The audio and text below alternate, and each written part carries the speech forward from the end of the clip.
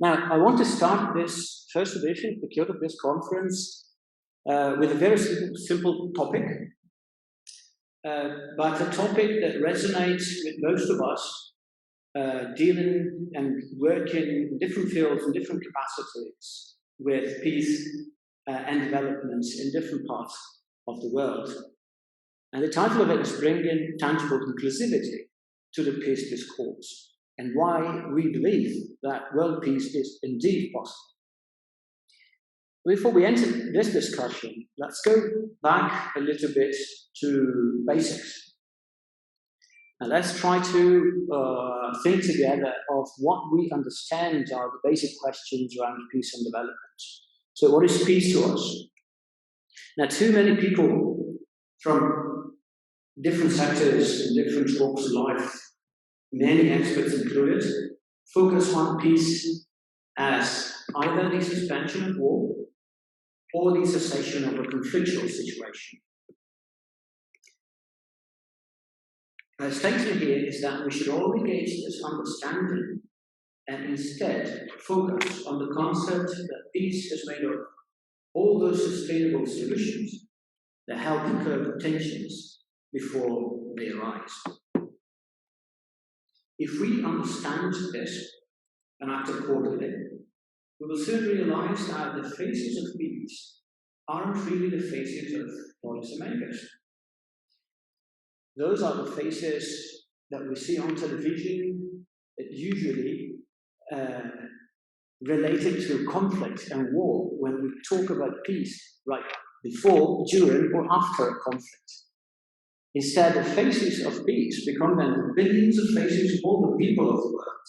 So peace should not be discussed with regard or compared to conflictual situations, but aside them.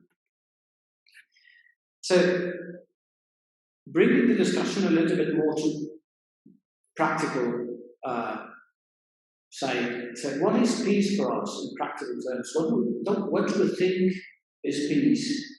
Or when we believe we are at peace, what do human beings, as human beings, what do we need? Well, when I ask this question to my students at university or to the people I work with during projects on the ground in developed and developing countries, a few material needs come to mind. Usually the audience speaks about water, food, shelter, love, money, and sometimes safety. Now, we all agree that these are material, basic human needs. However, don't we think that there are other indicators of basic human needs that we have? Now, today with you, I want to talk about these four concepts that a very good friend of mine, Paul Chappell, always refers to. And the concepts are the concept of purpose and meaning, belonging, self-worth, and explanation. As a Ugandan woman once said during a workshop, purpose and meaning is far more important than food, for example, because if you have food but don't have any purpose and meaning in life, you will not want to eat. You will not want to live. We are almost certainly the only species on the planet that can commit suicide even when we have plenty of food, plenty of water. We live in a safe world, we have a house, shelter, we enjoy a good level of freedom and have good health. As Friedrich Nietzsche said, he who has a why to live for can bear almost any how. Which means that our physical needs are like a destination to us as human beings. And purpose and meaning provide us with metaphorical fuel It helps us arrive at the destination, especially when it seems so far away that people are at risk of losing hope. Purpose here helps us overcome physical and psychological adversity. Belonging is arguably the precondition that allows humans to obtain food, water, safety, shelter, and virtually all of our physical needs, because we rely upon a community for our survival. And our reliance on each other grows as societies become more complex, interconnected, and specialized. Connection is thus a prerequisite for survival, both physically and emotionally. Now, belonging to a community provides that sense of security and agency that makes our brain happy and helps keep us safe. And this, if we encounter a lack of belonging, if we experience a lack of belonging in the form of, for example, social isolation, loneliness, or alienation, these become important root causes of self-annihilating, self-destructive behaviors, as well as violent behaviors against others. Now, self-worth, the third concept, or self-esteem, or self-confidence, if you will. Now, you'd be surprised in how many cultures humiliating someone amounts to murder. Now, self-esteem, the concept of self-esteem I'm talking about is not to be confused with pride, prestige, or status. Self-esteem is a basic human need when it is considered as the value that a human being attaches to his or her own life. It is more similar to honor, or the higher innate value of a human being. Self-worth is such a basic human need that the lack of it is behind generations of life loss and self-annihilation. Now think, for example, of anorexia, right? When you deprive yourself of food until you die, or depression, or bullying. Now, the last and most important, probably something that I want you to really think hard of during the presentation of this 3-day conference is explanations. And in a sense, trust. We as human beings are the only species on Earth that needs to know why. And our need for explanations is so powerful that if people don't have an accurate explanation, they will still come up with an inaccurate explanation. Explanations create our worldview. One of the unique psychological needs that only human beings seem to have is that we must have a worldview, which can consist of many things: political, religious, scientific, philosophical, cultural beliefs of group. This need for a worldview is so powerful that if you threaten people's worldview, their ideas of worldview, they will often react as if you are threatening their physical body. And most of the times they will react aggressively, either verbally or physically. And the lack of explanations is, for an adult especially, a direct threat of self-annihilation due to disillusionment. Now, because our worldview shapes our sense of purpose, meaning, belonging, self-worth, people can also react aggressively to threats upon their worldview because their sense of purpose, meaning, belonging, self-worth is threatened. And sometimes people will defend an explanation of their worldview, even if it's wrong, because they don't want to experience the embarrassment and reduction in self-worth that might result from admitting their mistake.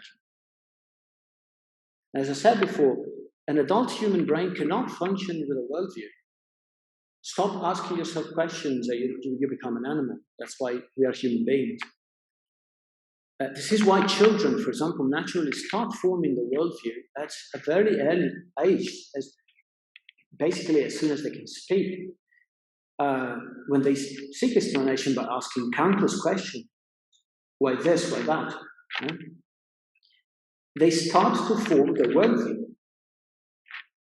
Depending on the answers that we receive, we gradually come up with a different worldview. And that's why we have lots of different opinions, lots of different problems in the world, depending on the regions, depending on the explanations that we have been given through the years. In this sense, although this reasoning is quite simple, we cannot really understand our modern political and social problems unless we understand our human need for explanations and a worldview.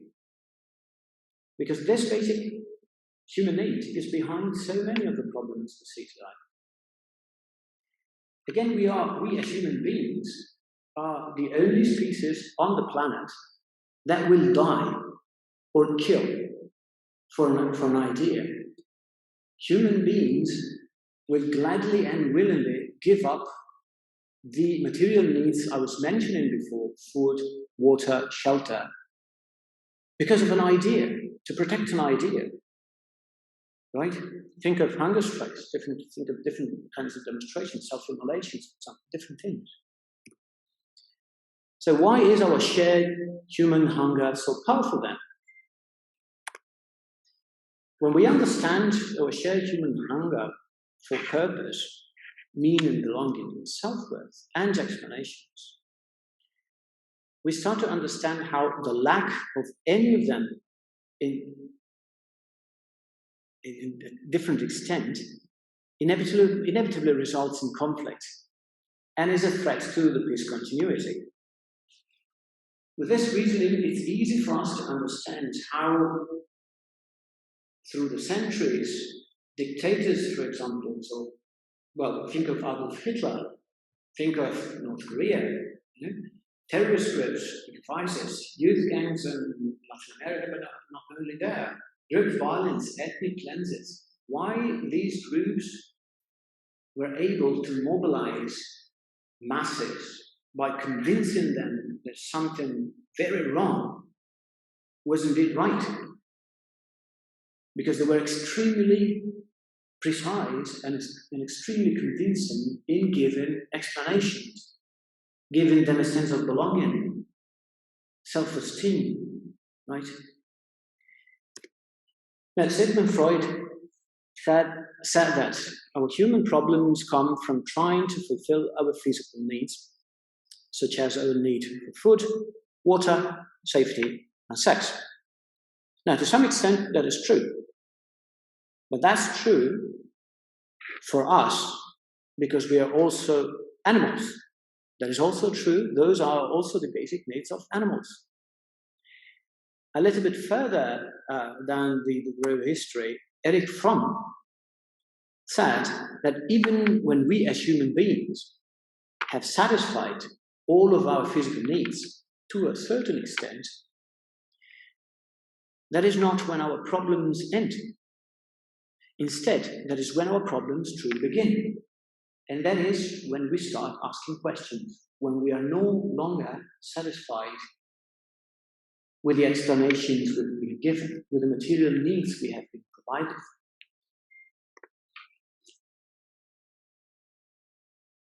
Following this reasoning again, we understand that with the shared human hunger, what it reveals is that there are two kinds of poverty.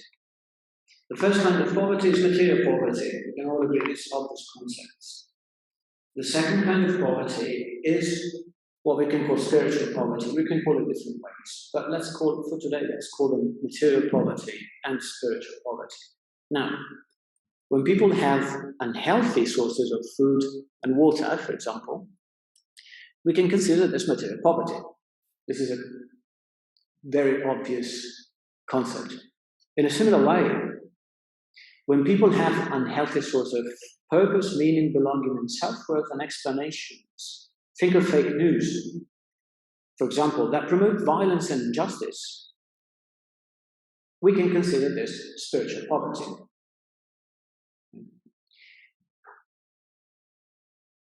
Now, although every one of us agrees that people can suffer terribly from material poverty, as they can suffer terribly from spiritual poverty, what we must understand is that the people suffering from spiritual poverty are far more dangerous than those suffering from material poverty.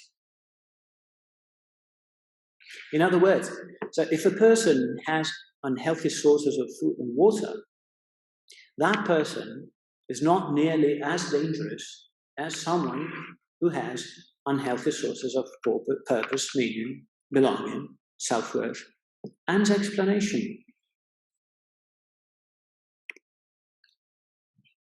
So at the end of the day, if we want to create a more peaceful and just world, it is important to not only reduce material poverty, we must also reduce spiritual poverty. And everybody agrees on this. What not all of us agree on is that we need to address them simultaneously. I think that we must increase truth, justice, and beauty in order to reduce spiritual poverty. Because trauma can lead to both material poverty and spiritual poverty, along with extremism and violence. Creating a more peaceful and just world requires us to learn how to heal trauma first, at different levels. Trauma as an individual, trauma as a child, trauma as a group of people, a family, a household, a town, a village, an ethnicity, a country, up to the world order.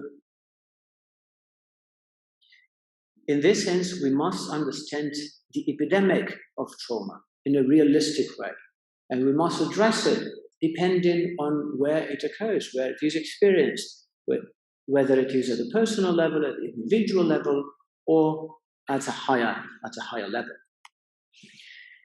And this is what I leave you with, and where I leave you, the floor, basically. All the sessions in this conference for these 3 days deal with aspects of peace and trauma at different levels, from different perspectives, analyzing both material as well as spiritual poverty. And everything gravitates around these concepts, from humanitarian projects, individual humanitarian projects, from rehabilitation to bigger INGO projects, to interdisciplinary scientific research done at research institutions, up to strategic diplomacy and the world order. If you think of it and you look at it through different lenses, and then you will realize quite quickly that the interconnection between material poverty and spiritual poverty is always there. So, our aim at TIPSO, with our partners, and especially the aim of the Kyoto Peace Conference series, not only this one, is to understand how material and spiritual poverty are interdependent, how they are perceived at all levels of society, and how they cannot be dealt with separately. The strong point, the strong characteristic feature of this conference series is that this is not an academic conference. So, although for the first edition there is still a good 60-65% of academicians, most of the presenters, and definitely most of the audience joining in from those 63 countries of the world, are professionals in the field, but they're not necessarily researchers. So they have a different worldview and a different understanding of their worldview and our worldview.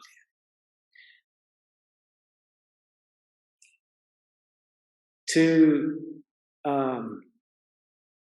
be faithful to this mission, I have two favors to ask you during the conference, especially for the speakers. I would like for us, all of us, to drop all our titles. Let's have people listen to us for what we have to say and not for who we are or what position we hold in our different capacities.